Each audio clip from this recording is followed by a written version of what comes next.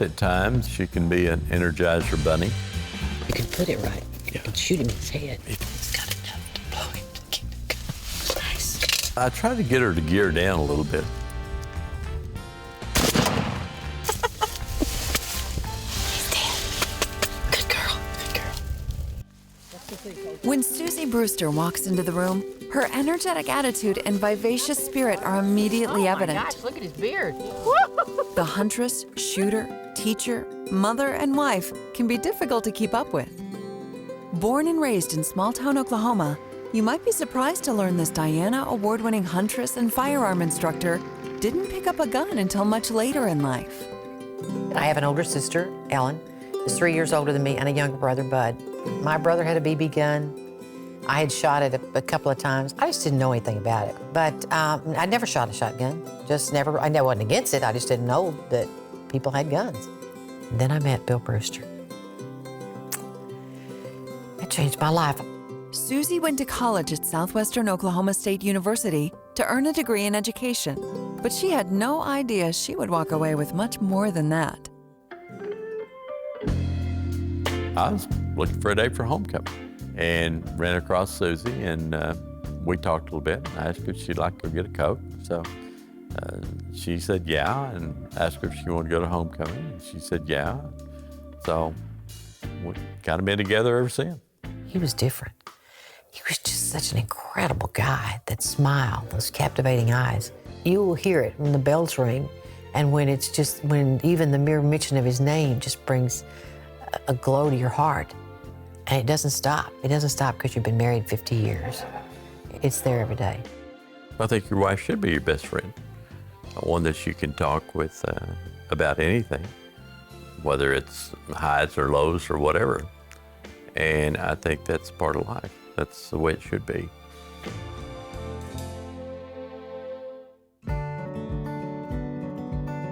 I met Bill Brewster, and he asked me to go on a dove hunt with him.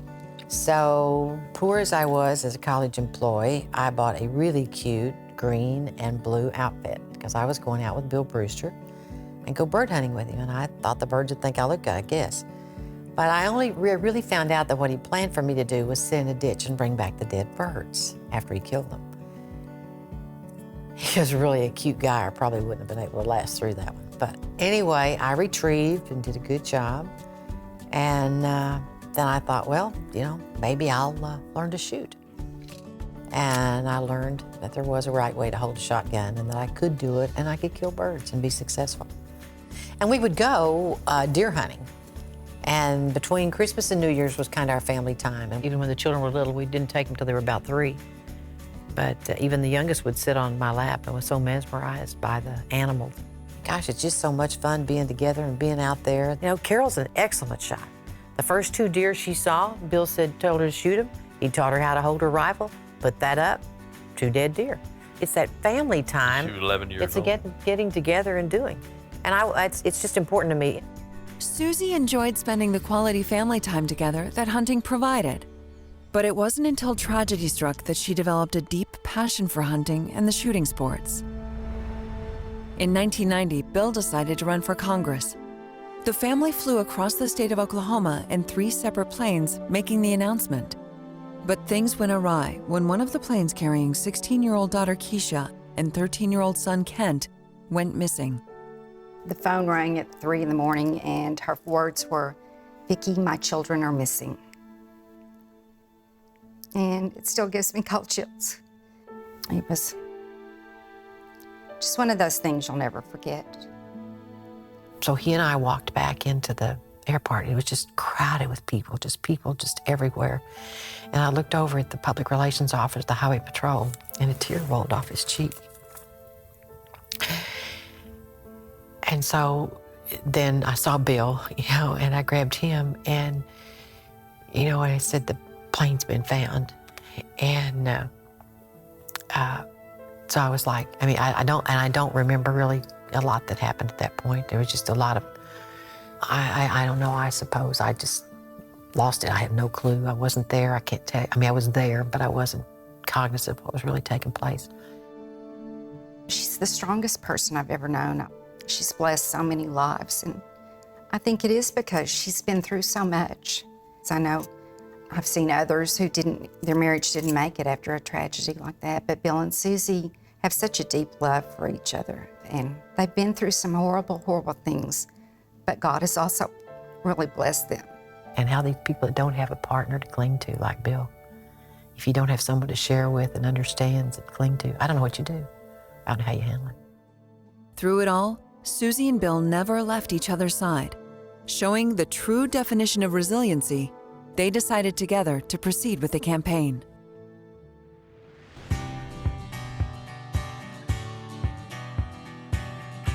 The campaign was our salvation. They stood beside us that morning and believed in us enough that he could be the congressman. So it was just a driven thing then. Having a wife that can get out and campaign and work hard in an election, that influences a lot of voters. She was immensely helpful in my campaign. At much delight to the Brewster Boosters, Bill won that campaign. He enjoyed a successful career in politics, serving in both the Oklahoma legislature and U.S. Congress. In true Suzie fashion, the only thing to do after accomplishing one goal was to set a new one. Hunting is Bill's passion. He's loved it. He loved it. The relationship he had with his dad, the relationship he had with his son in hunting. And so I made up my mind when we went to D.C. that I was going to become a really good hunter. I was going to get involved in the shotgun sports. I was going to do things because he needed a new hunting buddy. He needed a partner. And there wasn't going to be anybody else take my place. And if that was his hobby and his passion, it was going to be Suzie Brewster's hobby and passion. She wants to prove that she can do pretty much anything I can do. And Suzie has a world of confidence in her ability. In 1993, on our 30th wedding anniversary, Bill said, let's do something totally off the wall, totally different. So we booked a trip to Africa. And the excitement of going to different places, seeing the different people, each one's an adventure, and that was our passion. I want to be competitive. I want to be the best I can be. And when I'm not, I'm disappointed in myself. And I've just sort of been one who's been kind of likes the battle of a challenge, I guess. Load up, load up, load up. And I think that's just my spirit, my can-do spirit.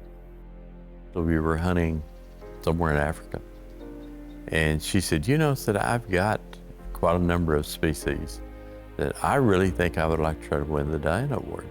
And boy, she worked it hard. She made some very difficult hunts. I guess there's been a time or two I was surprised by just how difficult something would be that she did. But overall, I know her capabilities. I know that she's gonna be tough. I know that she's gonna make a good shot when there is a shot. She loves it. It's what she wanted. She set a goal and she did it. What started out as Bill's passion quickly became Suzie's own passion as well. However, Suzie was surprised to learn that many of her Washington, D.C. friends didn't share that same excitement that she did when she hit the bullseye. And after we got to Washington, D.C., we saw what a lack there was of women being involved in the shooting sports. People who don't know vote no, and that's what happens. You'll see it happen in Congress. If they don't know about it, they'll just say, well, I'm not going to be for that, I'll be against that. That's when we started in 1994, we started a Washington Women's Shooting Club to get women involved. I think over a period of maybe the last 20 years, they've taken at least 800 or 900 beginning women shooters out to ranges and taught them to shoot. My mom's very take charge. Are you a life member of NRA? Well, why not? And if you mention you might want to do something, chances are within 30 minutes you're probably going to be doing it. That you're going to go have a gun, you're going to learn to shoot. I mean, if you want to go out and learn to hunt and shoot for your very first time, you need Suzie Brewster as your teacher. So she showed me what I needed to do, the correct ways of holding the gun and where I needed to position it. And she wants to make hunting fun for women and to get more and more involved. This is my first African animal, and this was so exciting. Thank you, Suzie, for inviting me here. She makes you feel good about it and just is very encouraging in what she does. And I think part of that goes back to her being a good teacher. Because I had her as a middle school teacher, and she was just amazing. She didn't just teach her class. She was teaching life things. She made the children want to be the best they could be. And the kids loved it and never could get enough of Mrs. Brewster. She just has, some people just have that confidence And she definitely does. And she's a born teacher. And it's in every phase of her life.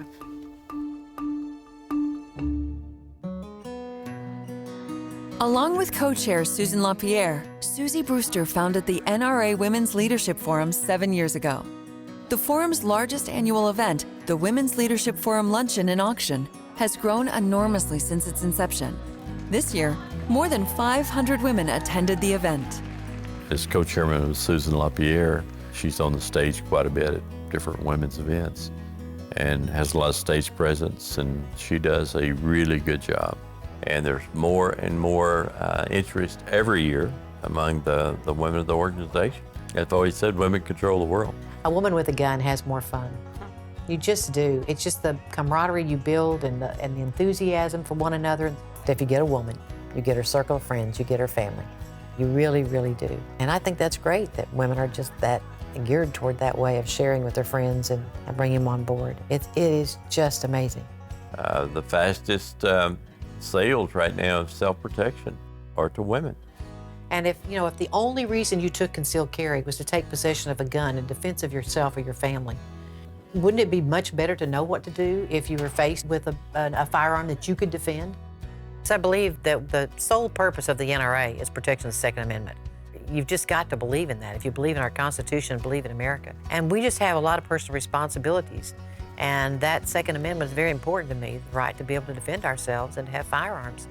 And I want Braxton to have that opportunity. I'm happy to be a Brewster because I can hunt and fish and I get to shoot. And that's what I want for my grandchild.